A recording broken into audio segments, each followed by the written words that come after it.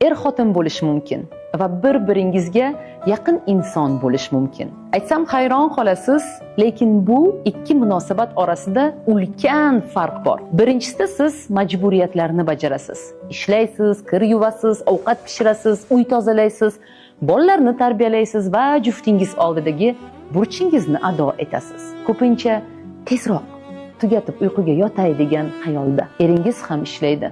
Ta'mirlaydi, mix qoqadi, chiroqni almashtiradi, og'ir yuklarni ko'taradi, ro'zg'or xarajatlari uchun pul topadi va jufti oldidagi burchini bajaradi. Ko'pincha hech narsa haqida o'ylamasdan. Yana kredit to'laysiz.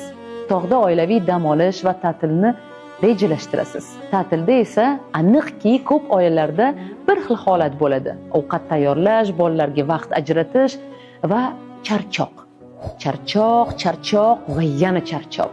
Xotin hatto bir-biridan ham charchaydi.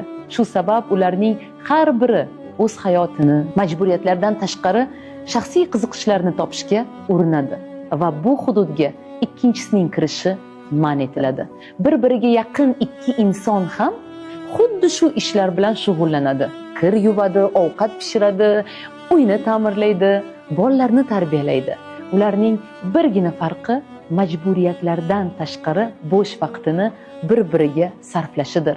Ular xotinlik majburiyatini bajarmaydi, balki muhabbatga limmo-lim qalb bilan yaqinlik qiladi va bunda katta farq bor. Umumiy qiziqishlari ko'p, suhbatlashib to'yishmaydi, har kecha qahva yoki choy damlab, mazza qilib gaplashib o'tirishadi. Hazil-huzullar bilan bir-birlarining ko'ngillarini ko'tarishadi. Ular bir-biri uchun yaralgan. Ularning bir-birlaridan yashiradigan sirlari yo'q. Bir-birlari haqida hammasini bilishadi. Agar bilsangiz, menga yaqin inson kerak deydi har bir ayol.